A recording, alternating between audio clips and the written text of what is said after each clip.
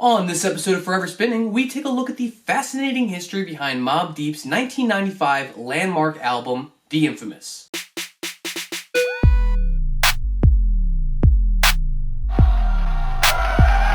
Perfect.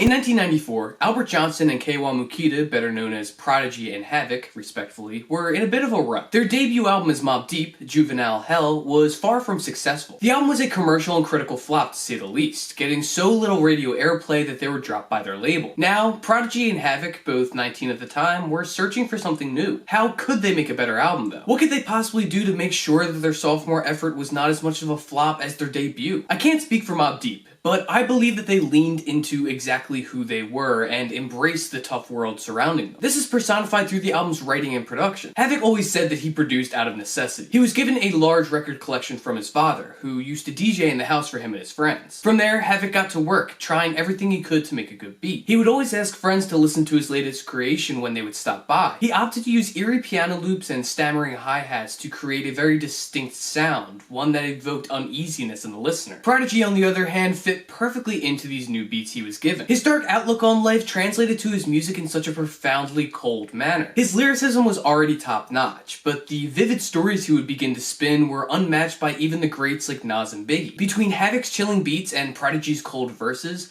Mobb Deep were poised to create a legendary hardcore hip-hop record that would be praised for years to come. Mobb Deep also received help from A Tribe Called Quest's Q-Tip, as he helped Prodigy and Havoc shop around for a new record label, as well as serving as the album's mixing engineer. Q-Tip's success with A Tribe Called Quest made him a go-to man in New York City for help securing a record label. Through Q-Tip, Mobb Deep were able to draw up a contract with Loud Records for the release of The Infamous. So, with the help of Q-Tip, the dynamic duo hit the studios and began recording. Mobb Deep saw the interiors of many different studios while they were recording, taking stops in Battery Studios, Platinum Island Studios, Firehouse Studios, and Unique Recordings, all of which are located in New York City. Throughout the recording, many prolific New York artists would stop by, from Biggie and Nas, who was actually Havoc's childhood friend, to Raekwon, Ghostface Killah, and Big Noise. Most of these artists would end up being featured on The Infamous. And although Havoc produced many of the beats on this record, Q-Tip did come through and make a lot of minor changes in the mixing. So much so, apparently, that he deserved much more credit than he was given once the album was released. After a year of recording, the album was finally ready to be shipped out. The Infamous was officially released on April 25th, 1995 on Loud Records to immense critical and commercial acclaim.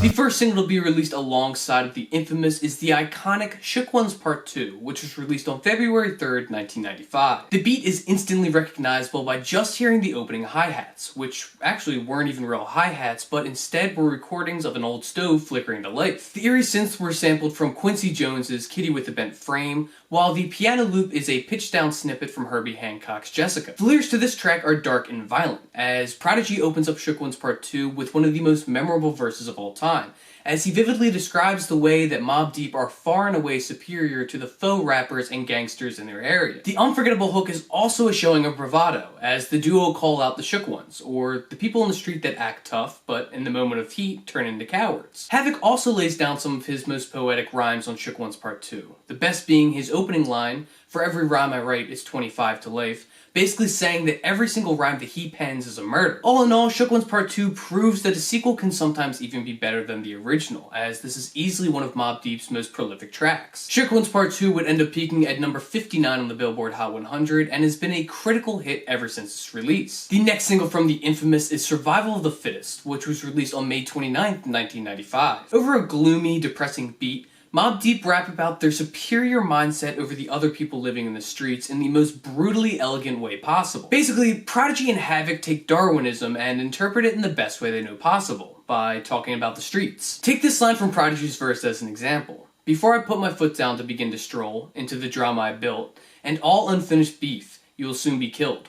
Put us together, it's like mixing vodka and milk." Prodigy points out that there is no way to calm the ongoing war in his area, and if you put him in a room with his enemies, he's not going to stop until he's killed them all. The beat on Survival of the Fittest is mainly composed of Al Khan and the Barry Harry trio Skylark, as well as sections from Kashmir stage band's Jeep's Blues. The instrumental also contains some vocals from Shook One's Part 2, and would have contained a portion of a James Brown song, but the labels couldn't work out the licensing rights. Survival of the Fittest peaked at number 69 on the Billboard Hot 100 and has been sampled by many different artists since its inception. The final single I want to touch on from this timeless project is Temperatures Rising featuring Crystal Johnson, which was released on September 18th, 1995. Well before its release, the Notorious B.I.G. heard an early version of the song and suggested Prodigy and Havoc drop it as the album's lead single, as Biggie saw this as a potential commercial success due to its use of R&B. Despite Biggie thinking that this was a more radio-friendly song than, say, Shook One's Part 2, Temperatures Rising is still rooted in a very dark story. The song was written after Havoc's brother, Killa Black, was taken into custody after being on the run from the police. According to Prodigy, Killa Black murdered a man over some Walkman speakers, and Havoc even helped hide the gun used in the crime. Some of the lyrics on Temperatures Rising are a direct reference to this event. It's crazy to think that this is the album's most radio-friendly song. Temperatures Rising samples Patrice Rushen's Where There Is Love, Quincy Jones's Body Heat, and Power of Zeus's The Sorcerer of Isis. This song remains an emotional look at the effects Killa Black's crime had on both Havoc and Prodigy.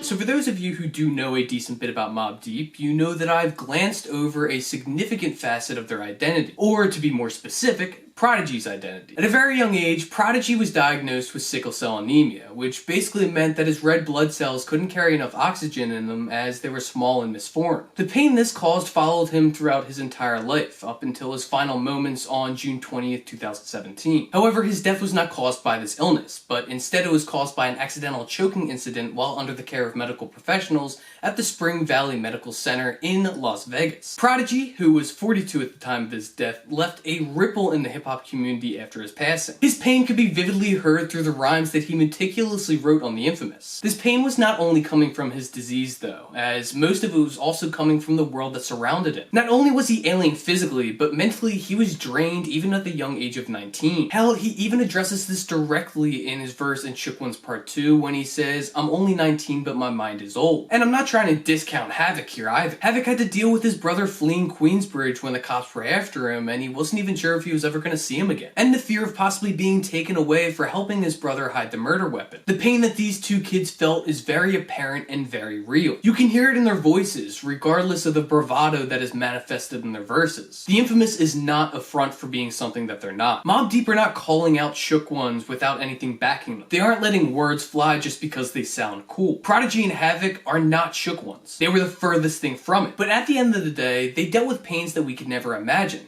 Physical, mental, or even spiritual. Yet they still carried themselves with their heads held high, penning verses and chopping beats to timeless songs that people will revere for the rest of history. Mobb Deep truly are the Infamous. Not because of the street legends or the money made. They're the Infamous because, against all odds, despite every single setback, they sacrificed everything in order to forge their own way to the path to success. The Infamous is a deeply depressing and dismal record about the challenges of two young men living in Queensbridge, fighting their fight each and every day without the guarantee of tomorrow. Yet it's through this darkness and through the pressures of the world that Mobb Deep's songs turn into timeless diamonds in the rough. So whether you've never heard this album before, or if it is a personal favorite of yours, Mobb Deep's The Infamous will always be forever spinning.